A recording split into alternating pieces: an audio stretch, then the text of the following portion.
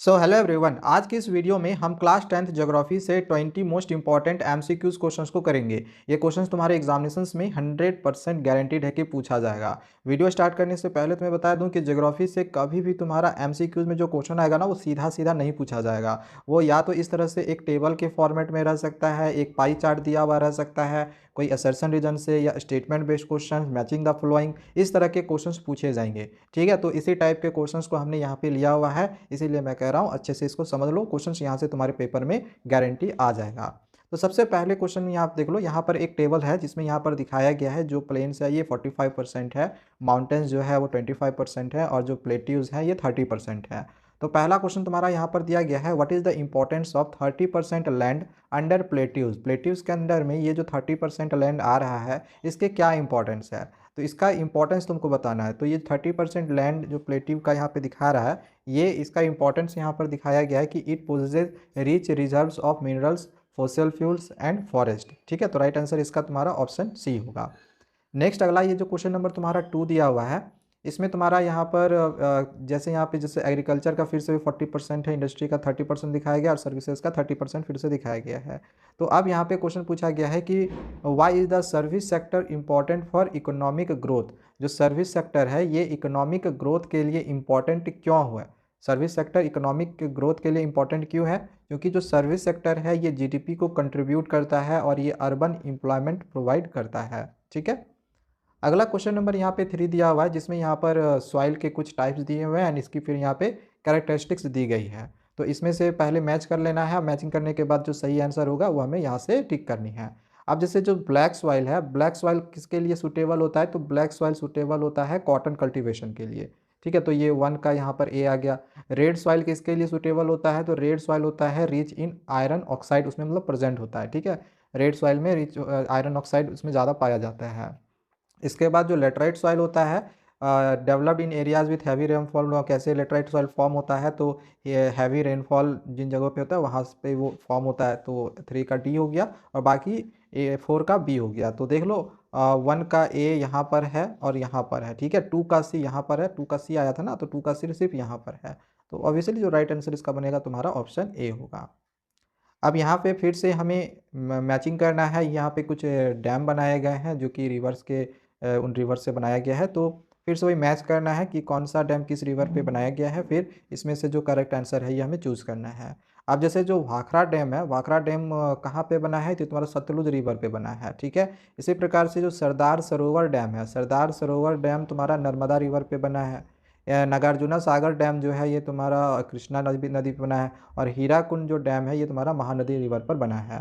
तो यहाँ पे देख लो 1 का ए आया, सॉरी 1 का बी आया, तो 1 का बी यहाँ पर है और यहाँ पर है। इसके बाद 2 का सी आया, तो 2 का सी देखो यहाँ पर है ऑप्शन ए में। तो ऑब्वियसली राइट आंसर इसका ऑप्शन ए होगा। नेक्स्ट आगे ये जो क्वेश्चन नंबर 5 है, यहाँ पर टाइप्स ऑफ फॉरेस्ट दिया गया है और उसकी विशेषताएं बताई गई हैं। जैसे जो ट्रॉपिकल एवरग्रीन फॉरेस्ट है, इसकी क्या विशेषता है, तो ये पाया जाता है तुम्हारा एरियाज विथ हैवी रेनफॉल। ठीक है, तो यहाँ पर 1 का ये तुम्हारा ए होगा।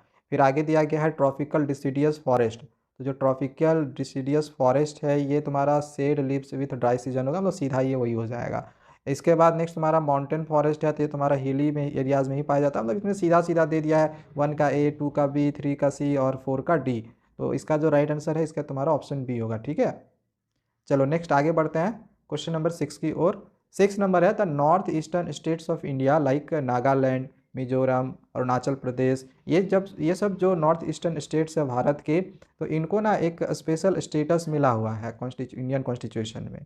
तो वो क्यों मिला हुआ है, बिकॉज ऑप्शन देख लो, ऑप्शन में दिया गया द एरियाज हैज लस ग्रीन फॉरेस्ट, इसके लिए तो नहीं। लिटरेसी रेट्स हाई है, इसके लिए बिल्कुल नहीं। राइट आंसर होगा इसका option C, due to their social and historical circumstances, उसके सोशल और हिस्टोरिकल सर्कमस्टांसेस के वजह से। अगला क्वेश्चन है, which type of farming is known as slash and burn. इसमें से कौन से प्रकार की जो फार्मिंग है वो स्लैश एंड बर्न के नाम से जाना जाता है। तो इसका राइट आंसर होगा तुम्हारा प्रिमिटिव सबसिस्टेंस फार्मिंग। ठीक है, प्रिमिटिव सबसिस्टेंस फार्मिंग को स्लैश एंड बर्न के भी नाम से जाना जाता है। नेक्स्ट क्वेश्चन दिया गया है, which crop is known as the golden fibre. Golden fibre के नाम से कौन सा क्रॉप जाना जाता है, पढ़ा हुआ होगा, आसान क्वेश्चन है। राइट आंसर इसका तुम्हारा जूट होगा। नेक्स्ट क्वेश्चन नंबर 9 जो है फिर से एक हमें मैचिंग टाइप में क्वेश्चन दिया गया है, जिसमें यहाँ पे कुछ टाइप ऑफ एग्रीकल्चर दिया गया है एंड यहाँ पे इसकी कैरेक्टरिस्टिक्स और रीज़न दिए गए हैं, तो मैच करना है। जैसे जो तुम्हारा इंटेंसिव सब्सिस्टेंस फार्मिंग है ये हो जाएगा uses small land holdings and labours, ठीक है, तो ये इसका 1 का तुम्हारा सी आ गया। फिर आगे दिया गया है प्लांटेशन फार्मिंग, जो प्लांटेशन फार्मिंग है ये तुम्हारा ऑप्शन ए हो जाएगा, practised in areas of low rainfall. इसके बाद शिफ्टिंग एग्रीकल्चर है, तो शिफ्टिंग एग्रीकल्चर का ये हो जाएगा practised by tribal communities. And dryland farming का तुम्हारा ये हो जाएगा large scale production for exports. तो यहाँ पे देख लो 1 का सी आया, 1 का सी यहाँ पर भी है, बस वहीं पे और कहीं नहीं है, तो राइट आंसर तुम्हारा ऑप्शन ए होगा, क्योंकि बाकी तो सब सेम मिलना ही है। नेक्स्ट अब आगे क्वेश्चन नंबर 10 दिया गया है, which of the following is a leguminous crop, इसमें से कौन सा लेग्यूमिनस क्रॉप है, लेगुमिनस क्रॉप्स इसमें से कौन सा है, तो इसका राइट आंसर तुम्हारा ऑप्शन ए पल्सेस हो जाएगा, ठीक है। नेक्स्ट क्वेश्चन नंबर 11 है, which crop is known as a kharif crop, इसमें से कौन सा खरीफ क्रॉप के नाम से जाना जाता है। क्वेश्चन तुम्हें लग रहा होगा कि ये काफ़ी आसान पूछा गया है, लेकिन क्वेश्चन ऐसे आते हैं, तो इसका राइट आंसर तुम्हारा राइस होगा, ठीक है। ऐसे आसान क्वेश्चन एक आध दो रहते भी हैं, लेकिन मोस्टली तुम्हारा इस तरह से ही क्वेश्चन रहेगा, असर्शन रीजन स्टेटमेंट बेस्ड या मैचिंग टाइप वाला, ठीक है, इस टाइप के क्वेश्चन रहेंगे। अब जैसे यहाँ पे खरीफ क्रॉप्स को लेकर कुछ स्टेटमेंट दिया गया है, 3 स्टेटमेंट से बताना है कि कौन कौन सा स्टेटमेंट इसमें से करेक्ट है, कौन सा गलत है। अब जैसे पहला स्टेटमेंट तुम्हारा यहाँ पर दे रखा है कि kharif crops are sown at the beginning of the monsoon season, तो ये तो स्टेटमेंट सही है कि जो खरीफ क्रॉप्स है इसको बोया जाता है मानसून के शुरुआत में, ठीक है। फिर आगे है rice maize and cotton are examples of kharif crops, तो बिल्कुल ये तुम्हारा कुछ एग्जाम्पल्स है खरीफ क्रॉप्स का। तो ये दोनों स्टेटमेंट सही है। थर्ड में है kharif crops are harvested during the winter season, जो कि ये गलत है, विंटर सीजन में खरीफ क्रॉप को नहीं हार्वेस्ट किया जाता है, ठीक है। तो 1 और 2 सही हो रहा है, तो ओनली 1 एंड 2 तुम्हारा ऑप्शन ए करेक्ट आंसर होगा। फिर से यहाँ खरीफ क्रॉप को ही लेके एक और स्टेटमेंट है कि kharif crops depend on rainfall and are grown during the monsoon season, kharif crops जो है वो रेनफॉल पे डिपेंड करता है और ये मानसून सीजन में ग्रो होता है, बिल्कुल सही, ये मेरा ऑप्शन एक करेक्ट है। सेकेंड ऑप्शन में दे रखा है कि rabi crops are sown after the monsoon and harvested in spring, जो रबी क्रॉप्स होता है वो मानसून के बाद सोन होता है और स्प्रिंग में सीजन में उसको हार्वेस्ट किया जाता है, तो ये भी तुम्हारा सही है। तो ऑप्शन ए मतलब स्टेटमेंट 1 और 2 यहाँ पे करेक्ट है। थर्ड में है example of rabi crops include rice and मेज, तो यहाँ पर ये तुम्हारा गलत है, ये रबी क्रॉप्स का एग्जाम्पल नहीं है बल्कि ये दोनों खरीफ क्रॉप का एग्जाम्पल है, तो स्टेटमेंट 1 और 2 मेरा करेक्ट है, तो ऑप्शन नंबर बी बिल्कुल सही आंसर होगा। आगे क्वेश्चन नंबर 14 है, identify the correct statements about crop season in India, crop season Bharat में जो है उसको लेकर तुम्हें करेक्ट स्टेटमेंट इसमें से बताना है, क्रॉप सीजन को लेकर, ठीक है। अब यहाँ पे ऑप्शन ए में दे रखा है कि kharif crops include crops like wheat and barley, तो ये तो तुम्हारा स्टेटमेंट शुरू में ही गलत दे दिया है कि खरीफ क्रॉप में तुम्हारा वीट शामिल है, खरीफ क्रॉप में यार वीट शामिल है नहीं, बिल्कुल नहीं, तो ये तो ऑप्शन होगा नहीं तुम्हारा, ठीक है। देन आगे सेकेंड स्टेटमेंट है rabi crops are sowing during winter season, तो ये स्टेटमेंट 2 मेरा करेक्ट है, जो रवि क्रॉप्स है ये विंटर सीजन में सोन होता है। थर्ड है pulses can be grown in both rabi and kharif and rabi season, बिल्कुल सही है, स्टेटमेंट मेरा यहाँ 2 और 3 है, पल्सेस ना खरीफ और रवि दोनों क्रॉप्स में बोने होते हैं, मतलब दोनों में बोया जाता है, तो 2 और 3 मेरा सही आ रहा है, तो ऑप्शन नंबर बी इसमें तुम्हारा बिल्कुल करेक्ट आंसर होगा। नेक्स्ट क्वेश्चन नंबर आगे यहाँ पर 15 दिया गया है कि consider the following statements about manufacturing industries, manufacturing industries को लेकर यहाँ कुछ स्टेटमेंट दिया गया है, अब बताना है कि इसमें से कौन कौन सा स्टेटमेंट सही है। तो पहला स्टेटमेंट दिया हुआ है कि manufacturing industries transform raw materials into finished products, बिल्कुल सही है, जो मैन्युफैक्चरिंग इंडस्ट्रीज होती है ये रॉ मटेरियल्स को फिनिश्ड प्रोडक्ट में ट्रांसफर करती है, तो पहला तो बिल्कुल सही है। सेकेंड में दिया हुआ है कि the textile industry is the largest manufacturing industry in India, बिल्कुल सही है, जो टेक्सटाइल इंडस्ट्री है वो लार्जेस्ट मैन्युफैक्चरिंग इंडस्ट्री है इंडिया में। थर्ड में दिया हुआ है कि agro based industries use minerals as raw materials, जो कि ये बिल्कुल गलत है, जो एग्रो बेस्ड इंडस्ट्रीज़ है ना ये एग्रीकल्चरल प्रोडक्ट्स मतलब मिनरल्स का यूज़ नहीं करती है रॉ मटेरियल्स के रूप में, बल्कि वो एग्रीकल्चरल प्रोडक्ट्स का यूज़ करती है, तो हिंट भी मैंने यहाँ पे दे दिया था, ठीक है। तो ऑप्शन मतलब स्टेटमेंट 1 और 2 सही है, तो राइट आंसर इसका ऑप्शन ए होगा। अगला क्वेश्चन नंबर 16 है, consider the following statement about forest resources, forest resources के लेकर इसमें से कुछ स्टेटमेंट दिया गया है, इसमें से कौन सा स्टेटमेंट सही है वो बताना है। पहला दिया गया है कि forest provide raw materials for industries like paper timber and medicine, बिल्कुल सही है, जो फॉरेस्ट है और ये कुछ रॉ मटेरियल्स इंडस्ट्रीज के लिए प्रोवाइड करती है लाइक पेपर टिम्बर और मेडिसिन, ठीक है। सेकेंड स्टेटमेंट दिया हुआ है कि deforestation increases biodiversity and ecological balance, बिल्कुल गलत है ये तुम्हारा गलत है, सही नहीं है।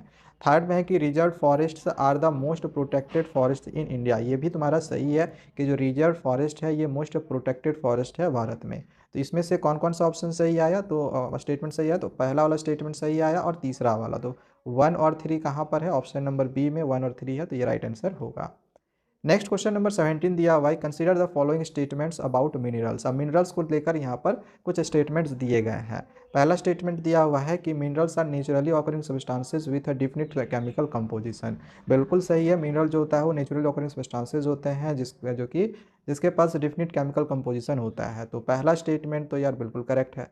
सेकेंड स्टेटमेंट दे रखा है कि limestone is an example of metallic mineral, ये गलत है। जो लाइमस्टोन होता है वो नॉन मेटेलिक मिनरल होता है, मेटेलिक मिनरल नहीं होता है।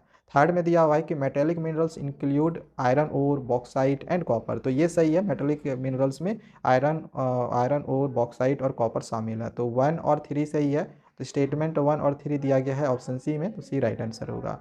क्वेश्चन नंबर 18 है, identify the incorrect statement about energy resources. Energy resource को लेके इसमें से जो स्टेटमेंट गलत है, जो गलत स्टेटमेंट है वो तुमको बताना है।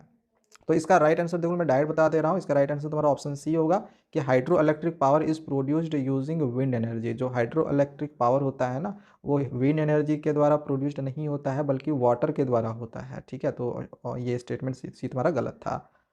अगला क्वेश्चन नंबर 19 है, identify the incorrect statement about land resources. अब लैंड रिसोर्सेज को लेके इसमें से जो इनकरेक्ट है वो तुमको बताना है।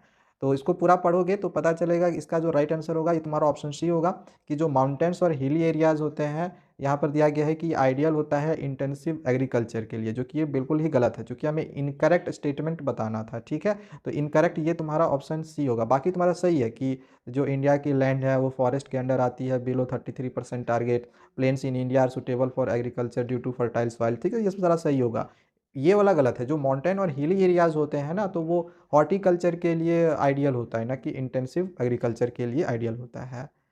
लास्ट एक क्वेश्चन नंबर 20 दिया हुआ है, इसमें वाटर रिसोर्सेज को लेके कुछ स्टेटमेंट दिया गया है कि India receives nearly 70% of its annual rainfall during the monsoon season. क्या स्टेटमेंट 1 सही है? बिल्कुल, जो इंडिया है ये लगभग 90% एनुअल रेनफॉल को रिसीव करती है मानसून सीजन में, स्टेटमेंट 1 मेरा करेक्ट है। स्टेटमेंट 2 में दे रखा है कि water scarcity in India caused by the physical factors like drought, नहीं ऐसा नहीं है, ये सिर्फ ड्रॉट के कारण नहीं होता है। थर्ड में दे रखा है कि ground water is the largest source of irrigation in India, ये बिल्कुल सही है। तो मेरा स्टेटमेंट 1 और स्टेटमेंट 3 सही आ रहा है, तो राइट आंसर इसका ऑप्शन सी होगा। तो चलो ये 20 क्वेश्चन जो तुम्हारे एग्जामिनेशंस के लिए मोस्ट इंपॉर्टेंट क्वेश्चंस थे वो हमने यहाँ पे करवा दिया है, एंड एग्जामिनेशंस में यहाँ से क्वेश्चंस 100% गारंटी है कि तुम्हारा मिल जाएगा। तो चलो आज के लिए इतना ही, सारे एमसीक्यू तो हमने करवा दिए हैं। बाकी अगर तुम्हें लॉन्ग क्वेश्चन आंसर्स देखने होंगे तो ये हमने अपने ऐप में दे रखा है, ऐप का लिंक डिस्क्रिप्शन पे दिया हुआ है, जाके उसको इंस्टॉल कर लेना और बेस्ट नोट्स वाले टैब में जाके देख लेना, मिल जाएगा 100% फिक्स सोशल साइंस क्वेश्चंस करके। Thank you, bye bye.